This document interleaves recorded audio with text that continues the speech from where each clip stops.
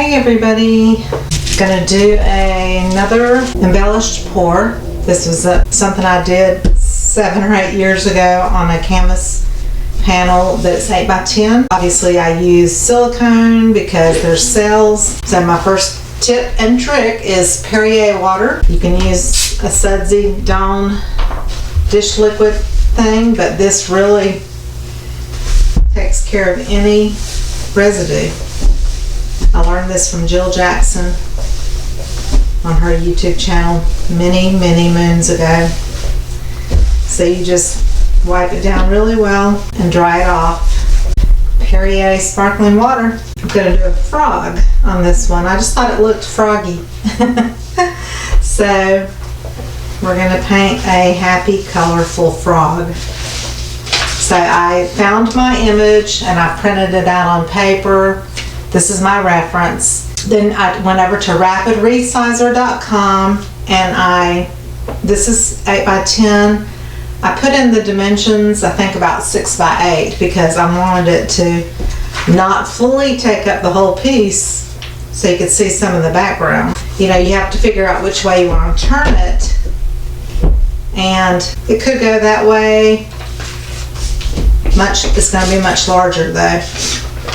But I was thinking the red might come close to the orange area, so I'm going to keep it turned this way just so that it has, I think that it'll stand out more against the colors where they're landing. I make my image black and white to save on printer toner and colors, and I always just print my image that I'm going to trace out in black and white. Now I've got white transfer paper. I'm going to lay it down, waxy side down. The other side is not waxy. Get a ballpoint pen. I chose white because the background is mostly darker. And then I just got to figure out my placement, and I'm kind of looking, the transfer paper is a little bit transparent, but I basically want to just center my frog. And I'm going to go in and basically just do the outline of the frog. I am gonna, I want the eye to be placed in the right area. So I am gonna make sure and kind of get that in there. I am gonna paint a white base coat first before I paint the rest of the frog. So I'm not going to worry about the details as much on the body and everything. I'm just going to get the basic shape penned in with my white.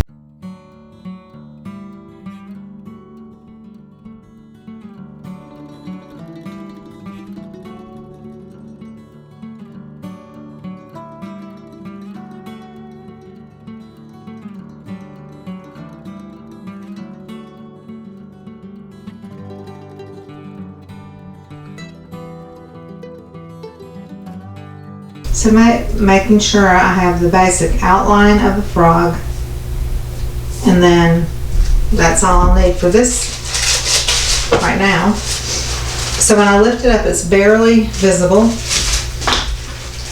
So the easiest thing, in my opinion, is just to use a white Posca pen, and I can go back in.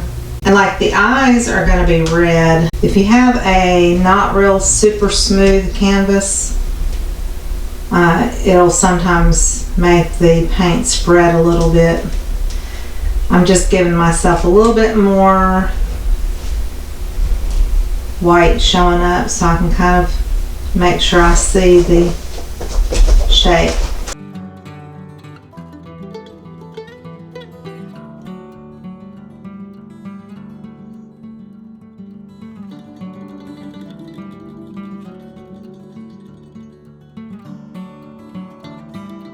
Just for fun, I'm going to color in the white part here because it's going to be red, but I'm going to paint the rest of the body in with white paint just for a base coat on top of these darker colors so that my colors will really be bright and pop against that white. Okay, I think I got enough of a shape. So I can use this for reference for the designs that are on the frog, and then this is a smaller piece, but you know, I can see my colors. And these are paints that I used yesterday. You can actually peel off, especially if there's thick areas, you can peel them right off this palette. Super easy. Get your fingernail under there and lift it up. The thick pieces come right off. And these are golden paints. Now, Deco Arts that are more like a flat paint, they don't have that sheen to them. They're a little harder to get off this palette, but you can still do it.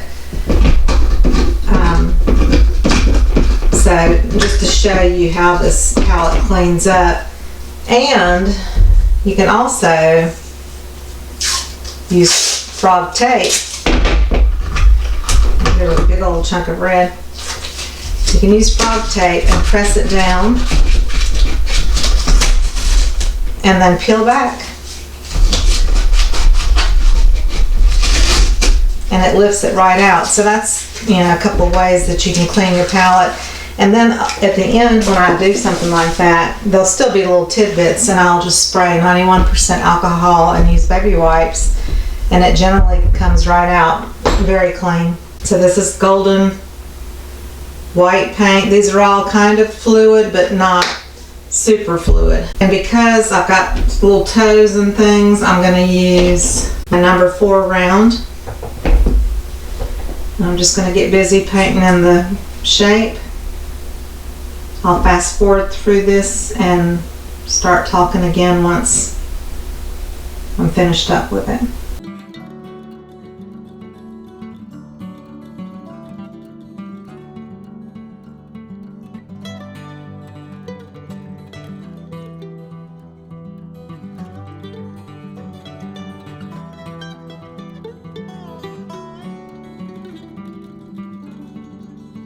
I'm going to go ahead and paint in that black slit in the eye with the black Posca marker. I can go back and you know, really define that later, but I want to get that basic shape in. It also has a black outline around its eye where the red is, and I want to get that kind of put in. That helps me just not lose sight of where that red eye is. Same with the edge here, there's a little bit of a red eye. I'm just going to take maybe orange, and I kind of want to just go where its body parts kind of cross over each other, like its arm here kind of gets skinnier. This will all be covered up. There's this little lip mouth area, and it kind of goes around to right there. There's a little nostril right there.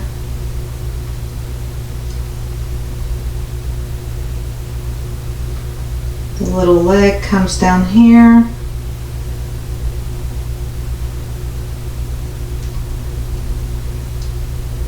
I'm just kind of filling in those areas to know where things kind of overlap.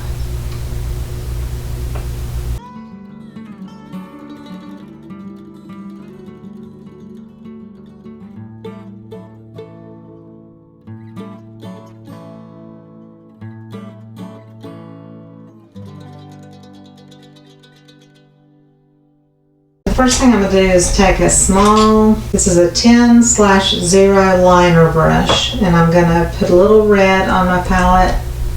This is the Pyrrole red. You just want a really bright red. I'm not going to use much of this at all in the painting. I just want to go ahead and put those areas in the eye. And I need a really small brush to control that.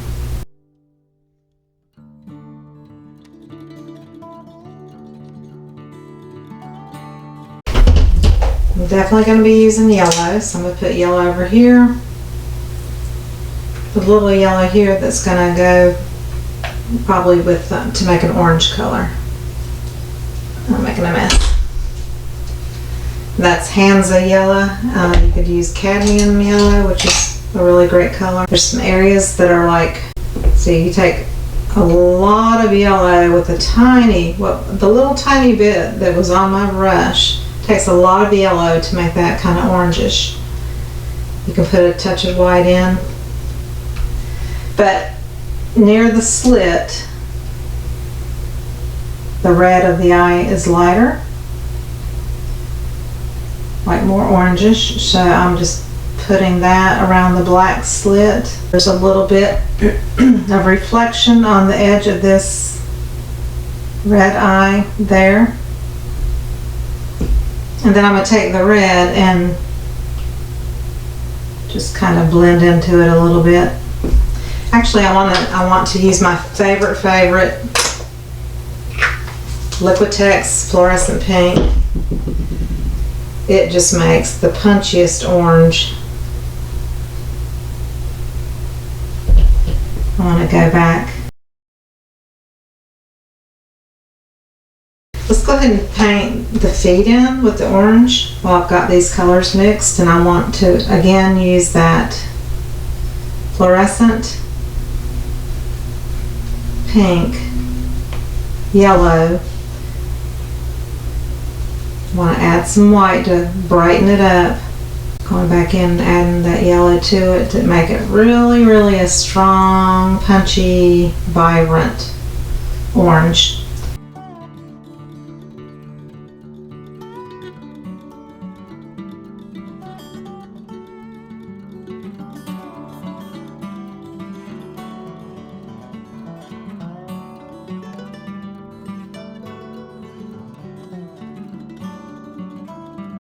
Before I go any further, I want to kind of put a shadow under the frog's body. For that shadow, I'm going to put a little burnt umber and black on my palette. And I want to use a brush. This is a number 5 round. And I'm going to take that brown, I'm going to put a little red into it. I want to warm it up.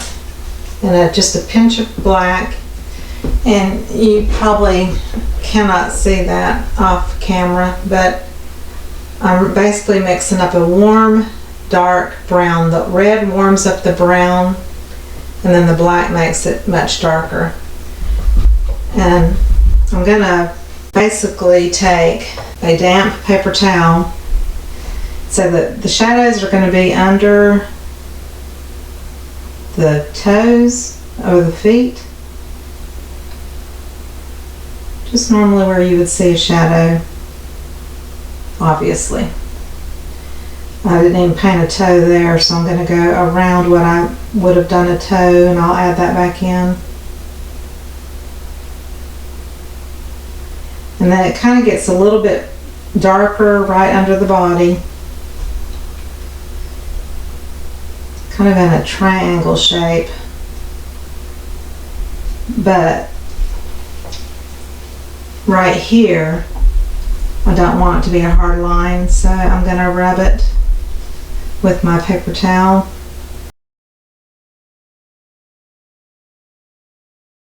You can also rinse it and kind of wet your paint.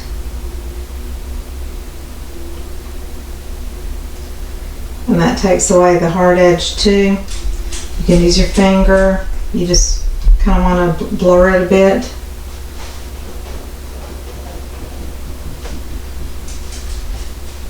And then this is a really dark area here. And it kind of goes around in a curve because the body is making that shadow. This is not a good brush. It's kind of worn out, but it kind of goes up under the toes.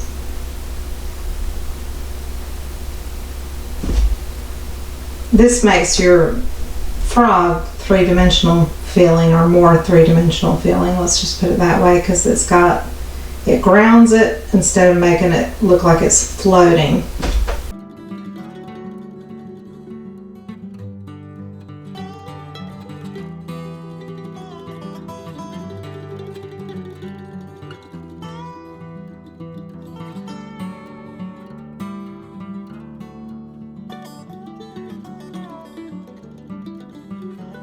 So there's not really going to be shadows under the face because it would be closer to you, but all the feet and the body underneath, that would all be shadowed.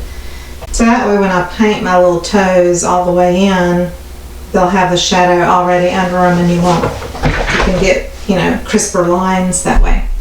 So while I have this dark paint, I am going to go ahead and paint the little shadows. I need more black in it. Paint the little shadowed mouth area. So that'll already be painted in, and then I can paint my colors up to it. There's a little bit of a shadowed area here.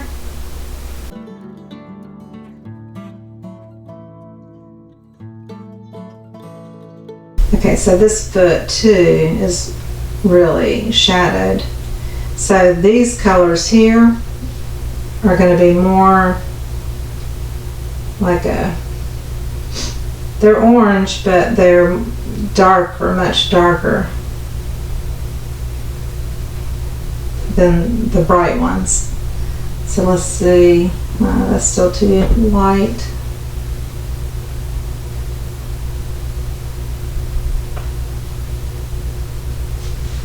Let's go ahead and paint that in. Those little toes are in the shadows.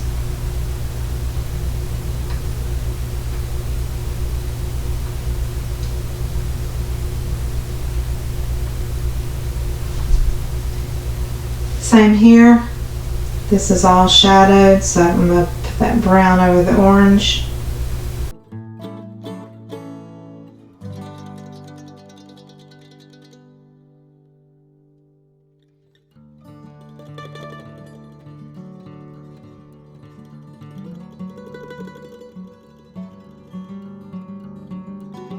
The orange has yellow to white reflections on it, which makes it look kind of wet and shiny. So we're going to take this, let's do the number 1 round. It's a little bit bigger. We're going to use some white with the yellow. The white helps it just be more opaque. I want a strong yellow, but I don't want it to be totally transparent looking. I'm going to put a little of that orangish color in to warm it up too.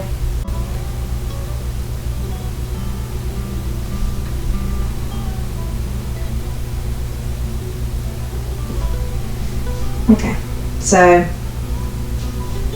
we're going to put it in the little areas where I see yellow.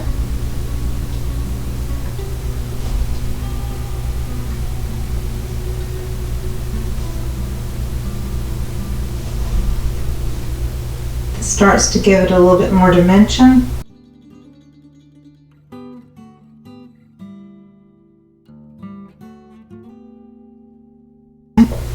While I have the yellow, I'm going to go ahead and work in some other areas. The bottom down here has yellow on its bottom of its mouth.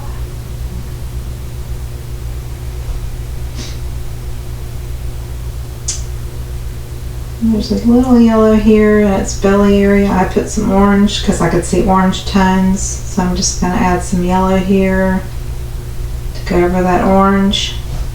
Just a little bit on the top of his elbow, a little bit here, which is mostly going to be green, but a little splotch of yellow here.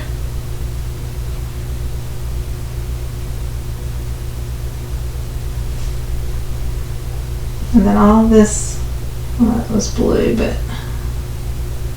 all this in between those blue areas.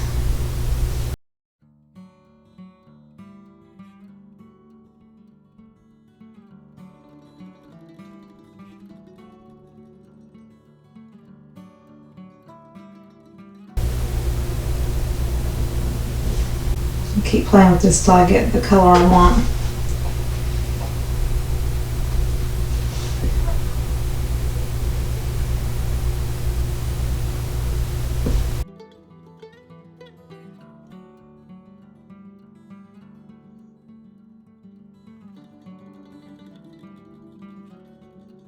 Okay, let's put the white reflections on the orange. The little white petals almost dried up, so it's almost a pale yellow, but that's okay. So we're putting little dots and dashes that look wet.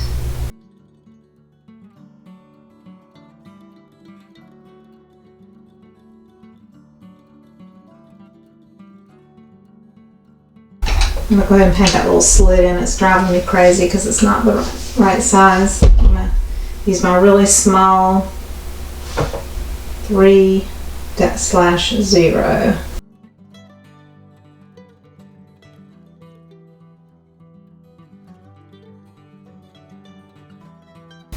Let's go ahead and put the blue because there's not much of it. I'm gonna use ultramarine blue. It is transparent, so sometimes you have to really kind of layer it up. I'm gonna stick a little bit of teal with it. Teal is more opaque, so hopefully the two together will make a pretty blue. And I'll bring it over here, hopefully, so you can see it.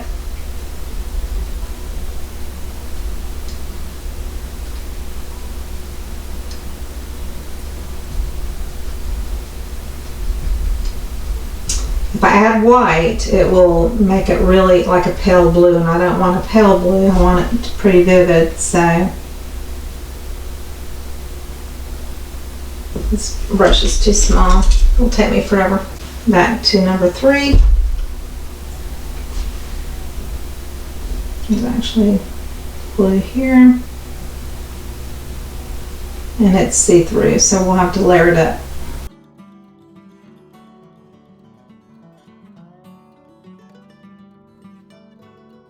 I'm going to put more teal in it so it'll make a stronger base coat, and then we'll come over it with the blue again. This brush is too big.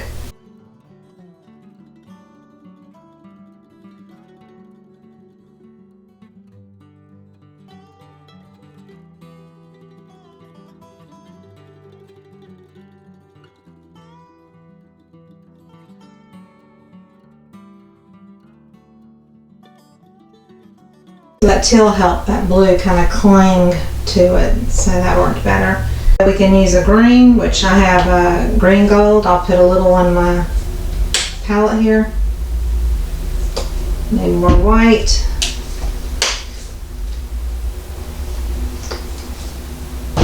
Also, blue and yellow make green, so I'm going to take some of this blue and let's just see what color we can make with it. So it's about the same color as the green gold. Now if I put a little bit more blue in it, it'll go deeper. So more blue, deeper green, more yellow, brighter green. And so my deeper greens kind of start in this area, so I'll go ahead and start putting some of those in.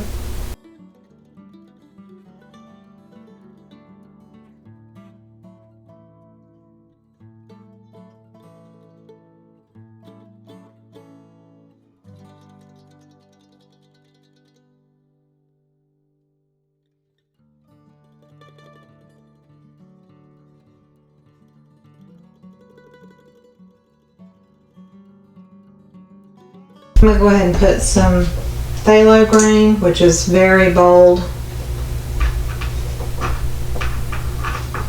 Very intense color, so you just need to dab your brush in it. It's really strong. Just a little tip of your brush. Super strong. Kind of a blue green. It's a cooler green.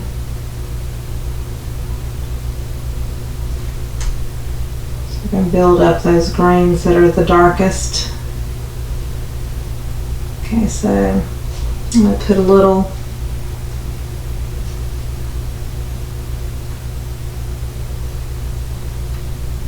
yellow green right along here, right up against that yellow.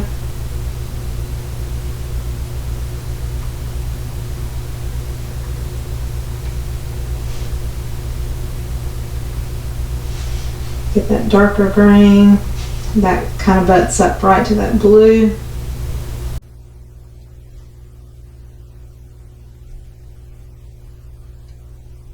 It's kind of a ridge right through here. Its body is kind of shaped kind of like that. So I'm just going to add that there. There's a little bit back here. And then the rest will be kind of like lighter greens.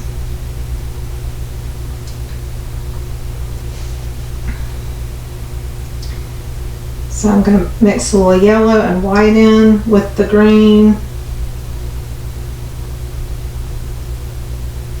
The white helps make it not transparent, more opaque. Then I can start putting that color in.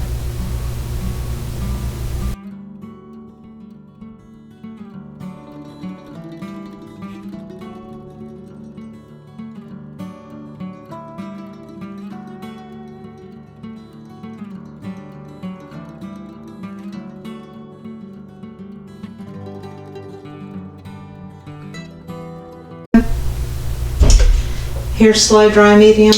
I'm going to put it in a different place because it's like water, but it only takes a dot and you can put it into your paint and that helps it wet a little bit longer.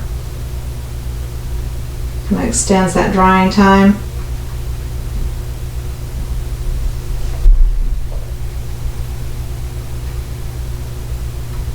I'm going to go under here with the green as well, even though it's kind of a different color than the other green, but we'll adjust it after this layer dries.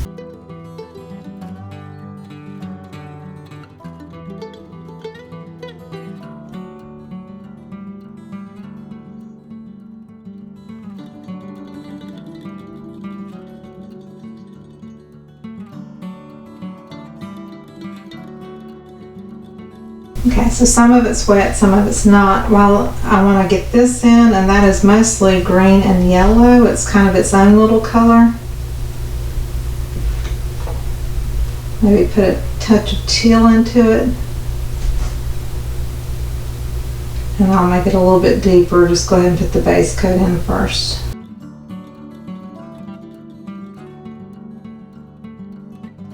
It's kind of the yellow on the shaded side, so I'm gonna let that dry. Same here.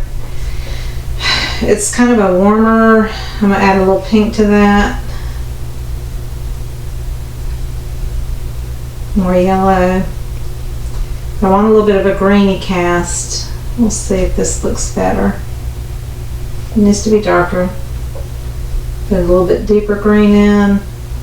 Some pink. The pink makes it go browner. It kind of warms it up.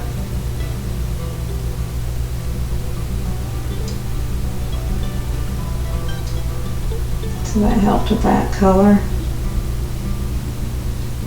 Kind of a muddied yellow-green. Technically, we could put a little bit of that here. But it's really kind of a yellowish color. So I'm going to rinse my brush and add a little yellow into that.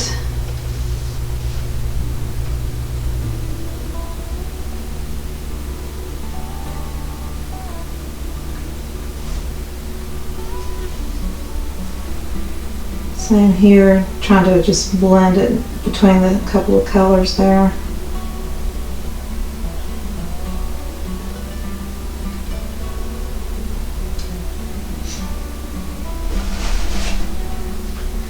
Bring this color up here a little bit to make it like not as hard of an edge of a line. Okay, so between the greens and blues, I need kind of a greeny blue, so I'm going to use teal, a little bit of blue, a little bit of green.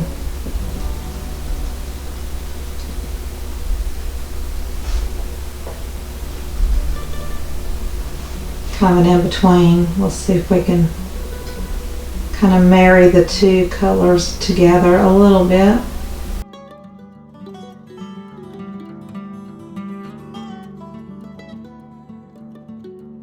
So this needs some depth to it on the back of this arm.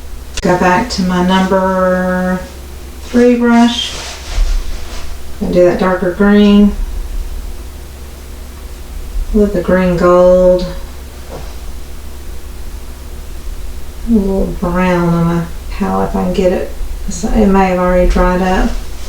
Look at a little brown back on my palette. Brown just tones things down if your color's just like a little too punchy. So this back part of the arm is a little deeper.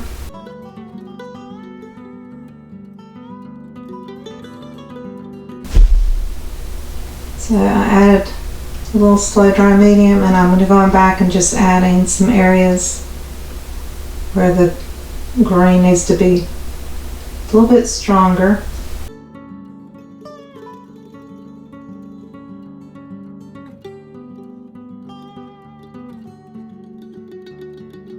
Okay, right here, we want to define this nose area a little bit better, where the eye and the nose kind of start.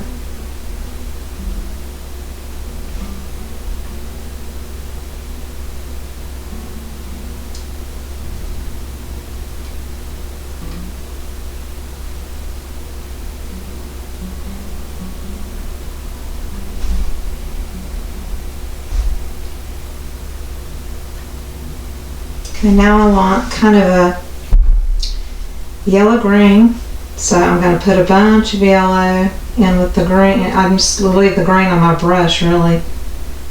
Got a bunch of yellow to it and some white.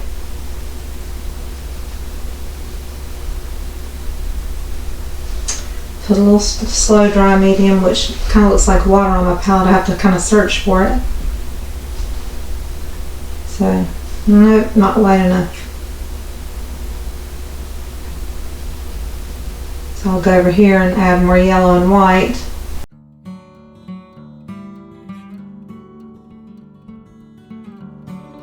If you need to swirl your brush and bring it to a point, that helps too, just with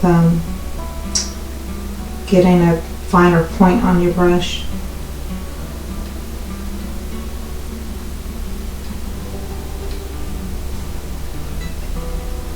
So really the top of its body is highlighted.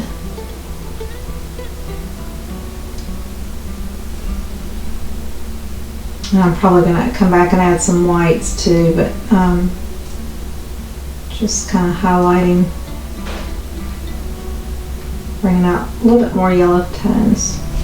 Put a little bit of that green gold into this.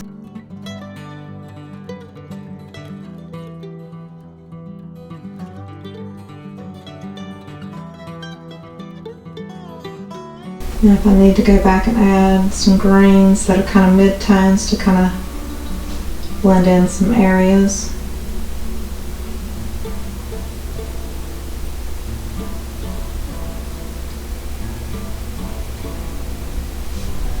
Or if I need to go more yellowish to help blend into yellow areas,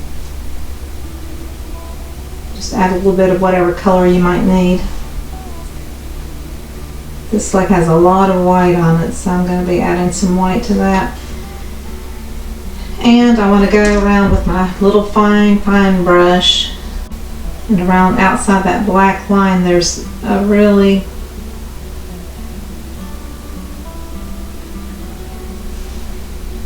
I'm terrible with detail like this because my hand is so not steady.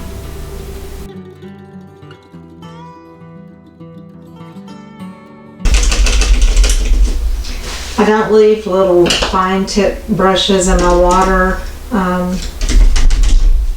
If you leave them too long, you're going to ruin the points on them really quickly. So try to keep your brushes rinsed out once you've used them. Okay, now I want to go in and I want to add kind of a whitish green, really light. So I'm going up here and just kind of mixing on the edge. A really pale light green. This eye here I can tell is just too much red showing, so I'm going to really go in and cover some of that up.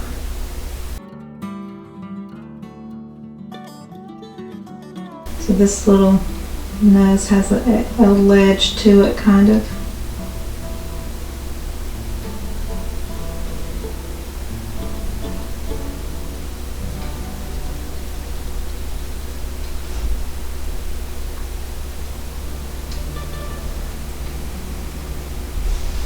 A little bit more white.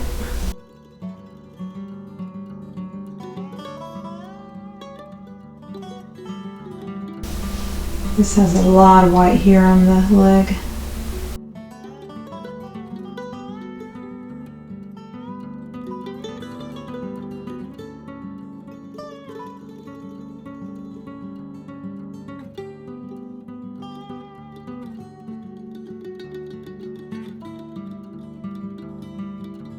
Let me get some blue though.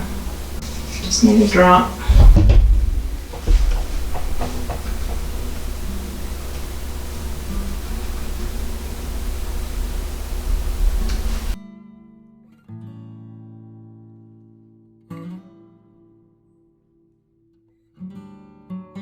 The bottom of the yellow is shadowed, so I'm going to do kind of a deep grainy brown.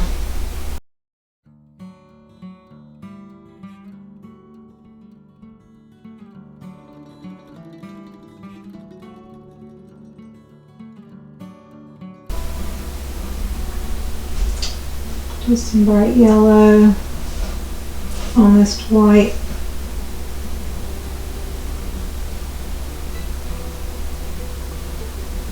I need to add that little orange toe in.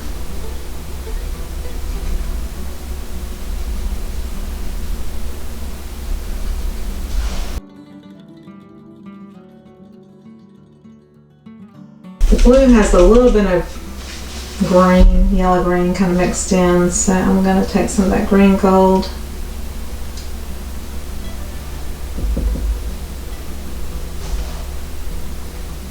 Just kind of smudge it in a little bit in the blue. Dot of teal, white.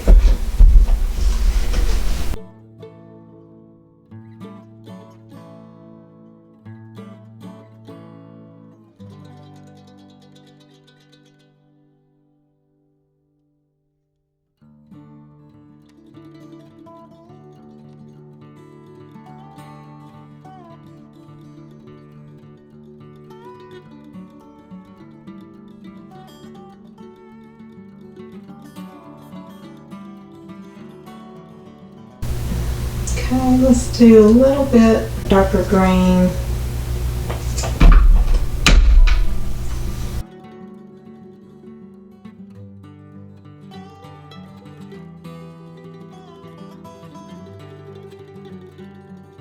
Let's do the final touches of white.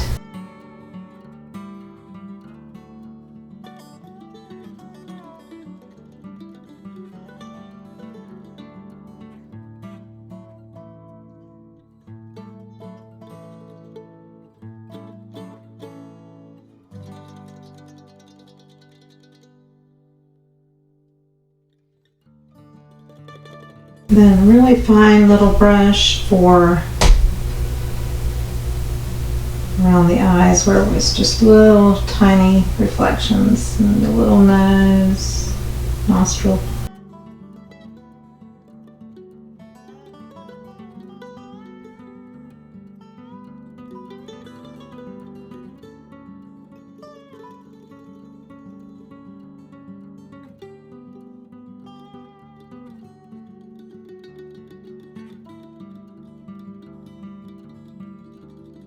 So basically, I feel like I'm kind of finished with the frog.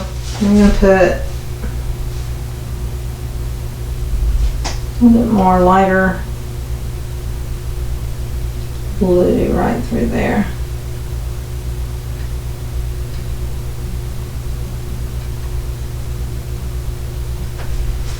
Now, my thought process is, do I want to leave it like this, or do I want to put in anything that's leafy looking? And I kind of do, because there's a few areas of the canvas, like I don't like these areas. So I'm thinking I could like throw in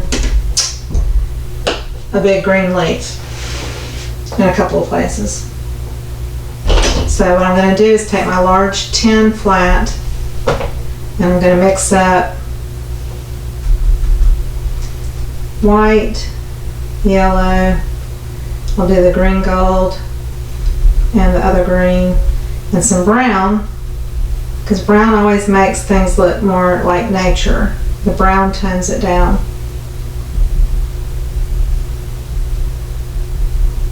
So this would be just the medium tone of the leaf. And maybe I'll just throw in like one leaf here.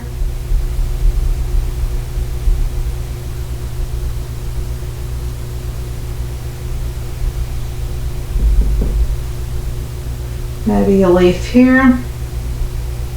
Just to cover up part of that swirl that I'm not crazy about.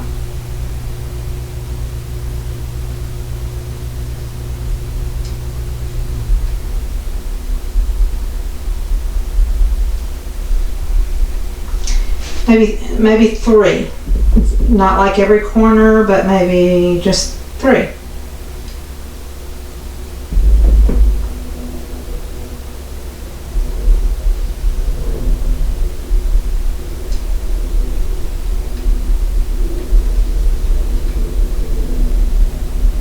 Okay. I need a little bit more of that deeper green. And a little bit more white. I'm getting to the end. Bear with me.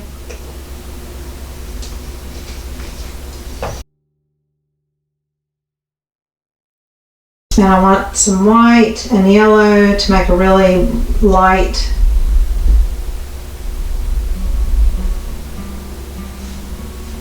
a little bit of, just a hint of that other green.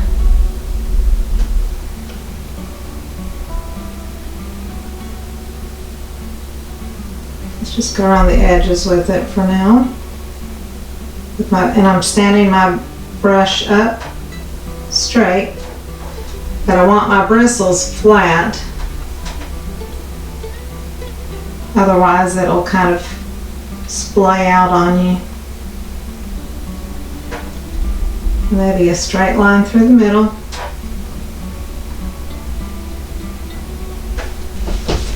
Rinse that.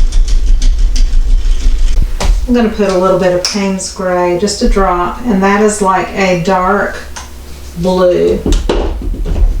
Even though it's called gray, it's really like a deep blue. So I'm going to put some of that with the deep green, a little white to make it show up. Add some brown, a little yellow, more Payne's Gray.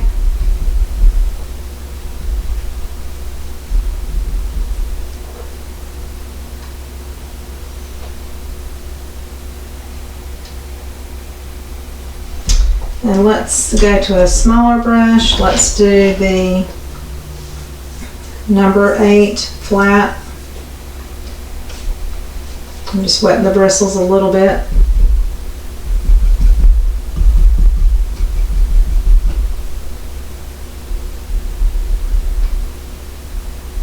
I'll just go outwards. I'm not liking the look of this, so I'm going to keep tweaking it.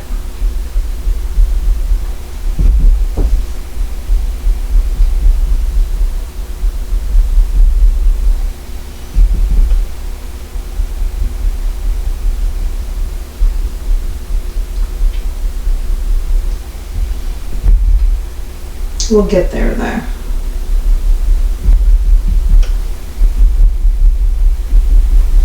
Okay, rinse that just a little bit.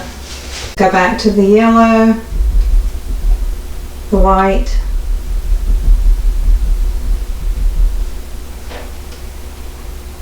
and then just from the edge I'm coming inwards.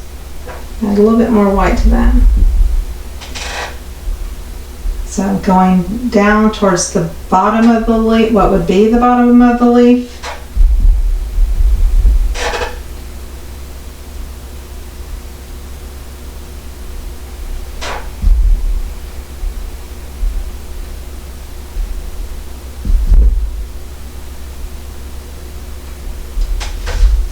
Okay, maybe just that really vivid green, the deep green, phthalo green. And yellow. So that's a little bit brighter, and then going back outwards, I'm kind of going back and forth just to get a little bit of some kind of a look that I like. It doesn't have to be perfect. I like that better. Now, I'm going to use a little white to that, a little yellow, and I'm going to put the corner of my brush into that green, but just on the very, very tip.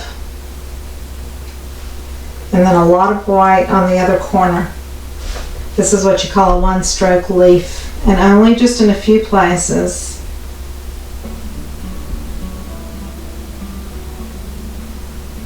Press and come up. So go back through my middle green, dip a lot of the white and a little bit of the darker green.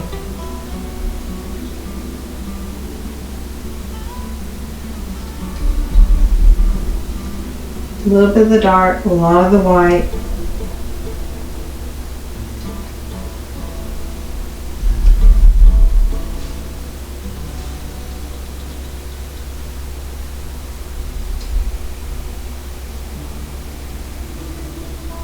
Press.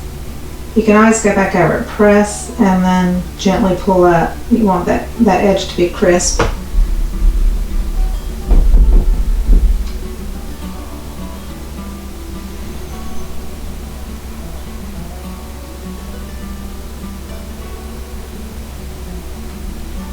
Okay. I'm leave that, and then I'm going to go into my white with a little bit of green, but mostly white. And just give those leaves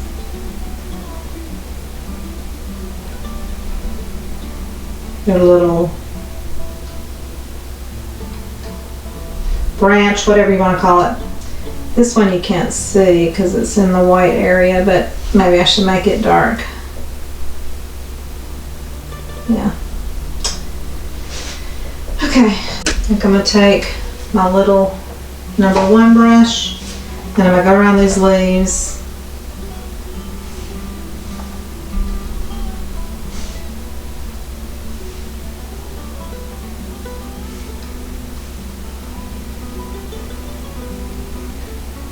Almost a white, it's got a little green mixed in with it, just to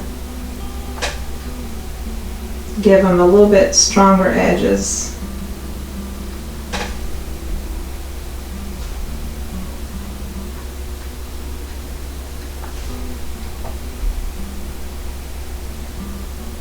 Go around that leaf on the dark side too, to make it stand out more.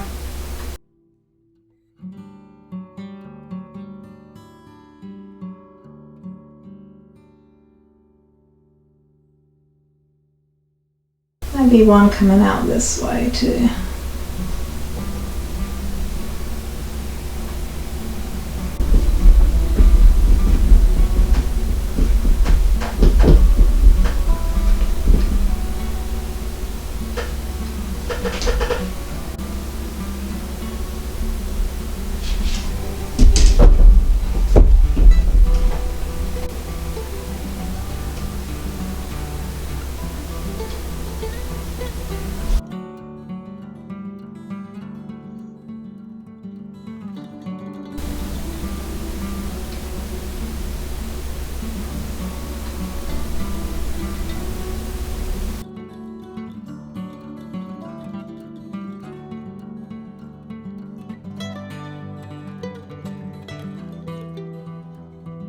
The bottom of the red needs to be a little darker just because it's going to be shadowed. Green is the opposite of red and it makes the red deeper. Like, see how dark that is? It's like a burgundy. You don't want it quite that dark, so I'm adding some slow dry medium to it to make it kind of like a glaze.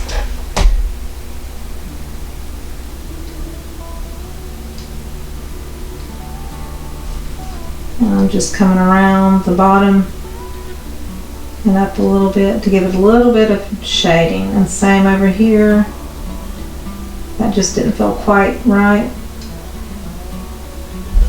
Okay, I feel better about that. Now I'm going to use that just to deepen up a few little areas.